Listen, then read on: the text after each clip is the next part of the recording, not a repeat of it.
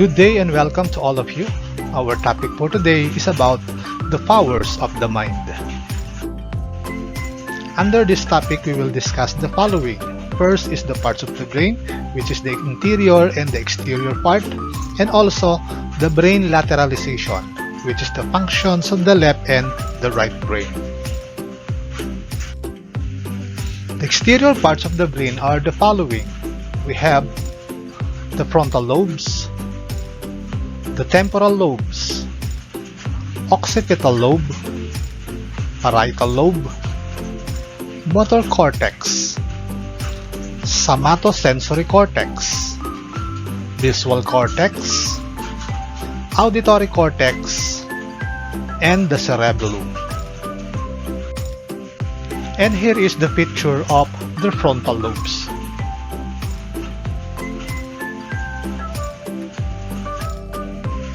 The frontal lobes are located directly behind the forehead. The frontal lobes are the largest lobes in the human brain, and they are also the most common region of injury in traumatic brain injury. The frontal lobes are considered our behavior and emotional control center and home to our personality. The frontal lobes are important for voluntary movement, expressive language, and for managing higher-level executive functions. Executive functions refer to a collection of cognitive skills including the capacity to plan, organize, initiate, self-monitor, and control one's responses. Now let's move on to the temporal lobes. The temporal lobes sit behind the ears and are the second largest lobe. The temporal lobes are also believed to play an important role in processing affect or emotions, language, and certain aspects of visual perception. Important functions of the temporal lobe include pace and emotion perception, which are impaired in schizophrenia. The temporal lobe is involved with the processing of sound, speech, and lexicon, as well as perception of faces and facial affect. The next one is the occipital lobe. The occipital lobe is the smallest of the four lobes of the cerebral hemisphere. It is present posterior to the parietal and temporal lobes. Thus, it forms the caudal part of the brain. The occipital lobe is primarily responsible for visual processing. It contains the primary and association visual cortex. The occipital lobe is the visual processing area of the brain. It is associated with visospatial processing, distance and depth perception, color determination, object and face recognition, and memory formation. Let us now move on to the parietal lobe. The parietal lobe is one of the major lobes in the brain, roughly located at the upper back area in the skull. It processes sensory information it receives from the outside world, mainly relating to touch, taste, and temperature. Damage to the parietal lobe may lead to dysfunction in the senses. So what are now the functions of the parietal lobe? The parietal lobe is vital for sensory perception and integration, including the management of taste, hearing, sight, touch, and smell. It is home to the brain's primary sensory area, a region where the brain interprets input from other areas of the body. We have now the motor cortex. The motor cortex is the region of the cerebral cortex involving the planning, control, and execution of voluntary movements. Classically, the motor cortex is an area of the frontal lobe located in the posterior precentral gyrus, immediately anterior to the central sulcus. The motor areas of the brain, or better known as the motor cortex, mainly help in controlling and executing voluntary muscle movements.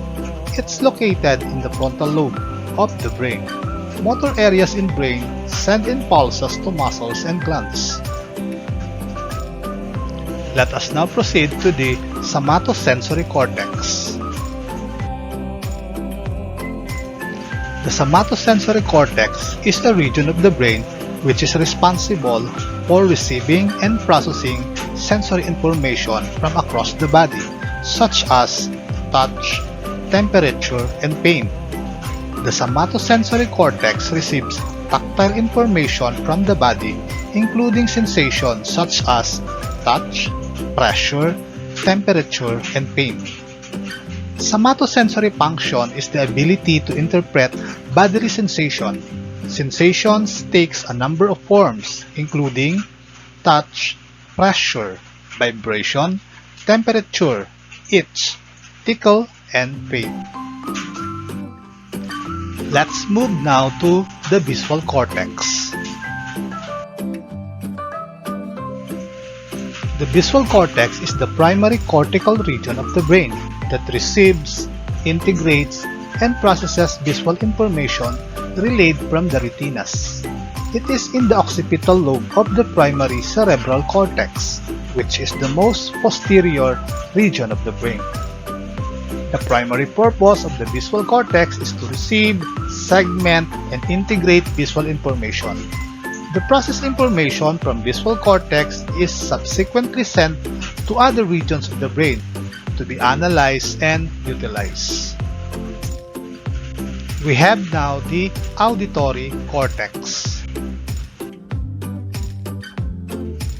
The auditory cortex is found in the temporal lobe. Most of it is hidden from view, buried deep within a fissure called the lateral sulcus. Some auditory cortex is visible on the external surface of the brain. However, as it extends to a gyrus called the superior temporal gyrus. What is the auditory cortex and what does it do? The auditory cortex plays a critical role in our ability to perceive sound. It is thought to be integral to our perception of the fundamental aspects of an auditory stimulus, like the pitch of the sound. Let us now move on to the last part of the exterior parts of the brain, which is the cerebellum.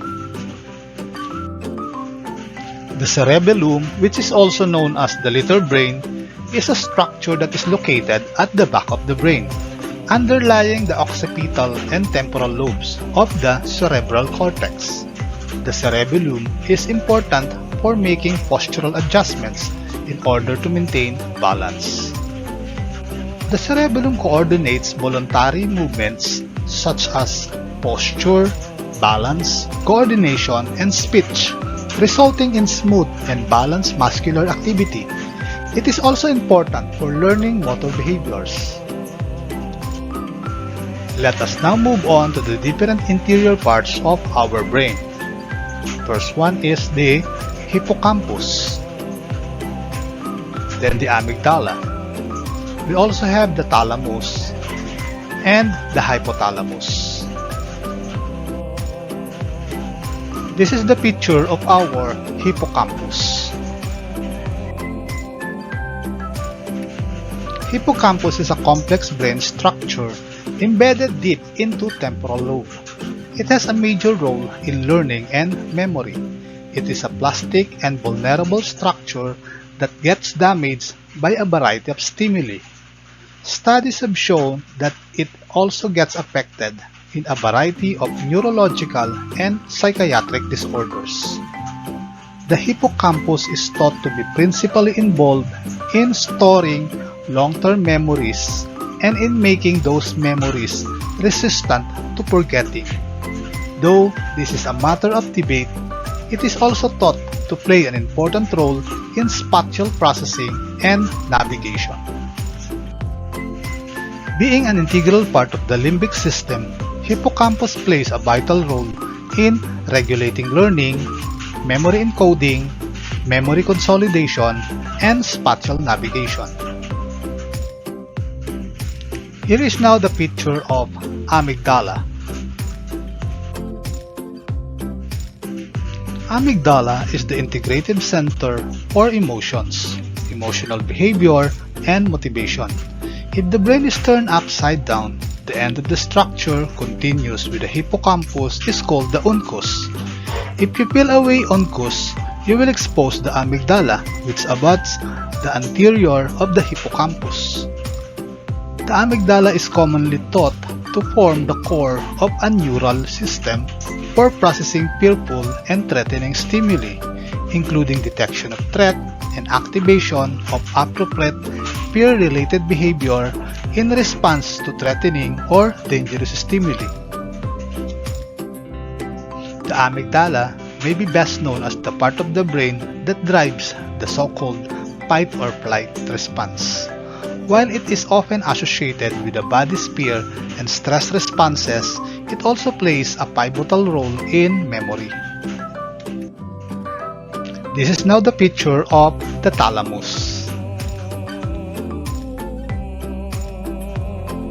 The thalamus is mostly gray mature structure of the diencephalon that has many essential roles in human physiology. The thalamus is composed of different nuclei that each serve a unique role, ranging from relaying sensory and motor signals as well as regulation of consciousness and alertness. The thalamus is classically known for its role as a sensory relay in visual, auditory, somatosensory, and gustatory system. It has also significant roles in motor activity, emotion, memory, arousal, and other sensory motor association functions. The thalamus transmits 98% of sensory information to the cortex, including vision, taste, touch, and balance. The only sense that doesn't pass through this brain region is smell. And this is the last part of the interior parts of the brain, which is the hypothalamus. The hypothalamus plays a significant role in the endocrine system. The function of the hypothalamus is to maintain your body's internal balance, which is known as homeostasis. To do this, the hypothalamus helps stimulate or inhibit many of your body's key processes, including heart rate and blood pressure. Functions of the hypothalamus. The hypothalamus is involved in different daily activities like eating or drinking, in the control of the body's temperature and energy maintenance, and in the process of memorizing and in stress control. This is now the picture of both thalamus and hypothalamus. And what is the basic difference of the functions between the thalamus and hypothalamus? The thalamus regulates sleep, alertness, and wakefulness, whereas the hypothalamus regulates body temperature, hunger, fatigue, and metabolic processes in general. Let us now proceed to the discussion of the next subtopic, which is the brain lateralization, which is about the activities of the left brain and the activities of the right brain. For now, this is the picture of what we call the corpus callosum. The corpus callosum is the primary commissural region of the brain, consisting of white matter tracts that connect the left and right cerebral hemispheres. The two hemispheres in your brain are connected by a thick bundle of nerves fiber called the corpus callosum that ensures both sides of the brain can communicate and send signals to each other. Left brain versus our right brain. Left-brained people are supposed to be logical, analytical, and methodical, while right-brained people are supposed to be creative, disorganized, and artistic. But this left brain, right brain theory has been refuted by a large-scale 2-year study by researchers at the University of Utah. In other words, it is untrue that logical people predominantly use the left side of the brain, and artistic people predominantly use the right. All people use both halves of the brain. However, the stereotypes associated with being left or right-brained persist and continue to arouse curiosity. In terms of functions, left brain has speech and language, logical analysis and reasoning, and mathematical computations, while the right brain has spatial awareness, intuition, facial recognition, visual imaginary, music awareness, art, and rhythm. Left brain functions refers to the rational context of knowledge, while right brain functions refers to skills and talents or the non-academic functions. In terms of traits, left brain has linear thinking, sequential processing, logical decision-making, and reality-oriented. So what is linear thinking? Linear thinking is an analytic, methodic, rational, and logical thinking style. Linear thinkers use information they have learned from one situation to apply it to another situation in order to solve problems. They use consistency, rules, formulas, or patterns to make decisions in life. While on the other hand, right brain traits has holistic thinking, random processing, intuitive decision-making, non-verbal processing, or fantasy-oriented. Holistic thinkers believe that events are the products of external forces and situations. They tend to give broad attention to context, relationships, and background elements in visual scenes. In terms of perceived personality traits, left brain has analytical, logical, and pay attention to detail. Approaching every setback and failure as an opportunity to learn is an example of analytical thinking. Leaders often incorporate past learnings to solve present problems. They're excellent at getting to the heart of a problem and finding the logical solution. While in this part, right brain is creative, artistic, and open-minded. Creative thinking is a skill which lets you consider things from a fresh perspective and different angles. It's an inventive thought process which results in surprising conclusions in new ways of doing things. Creative thinking can be aided by brainstorming or lateral thinking to generate ideas.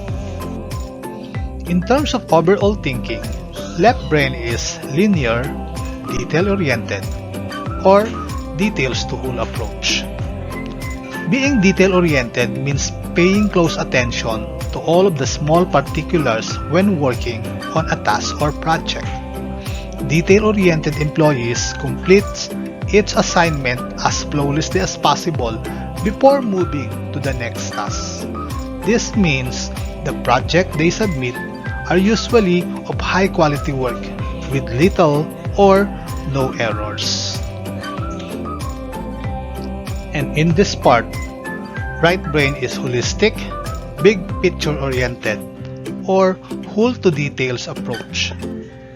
Big picture thinking is the ability to come up with ideas, solutions, and opportunities. Big thinkers see possibilities and jump on opportunities. They are willing to take risks because they see the chance to make big gains. In terms of processing thought, left brain is sequential or verbal or process with words. And here are some of the verbal communication skills that they acquire. First, advising others regarding an appropriate course of action. Next is assertiveness, conveying feedback in a constructive manner, emphasizing specific, changeable behaviors, disciplining employees in a direct and respectful manner, giving credit to others, recognizing and countering objections. And in this case, right brain is random or non-verbal, basically processed with visuals. And here are some of the non-verbal communication approaches that they are using. It includes facial expressions, gestures, paralinguistics such as loudness or tone of voice, body language, proxemics or personal space, eye gaze, haptics or touch, appearance, and artifacts. In terms of problem solving, left brain is logical, order pattern perception, emphasis on strategies. The strategic approaches include collaboration and partnership, technology, policy change and development, capacity building, and systematic change and integration.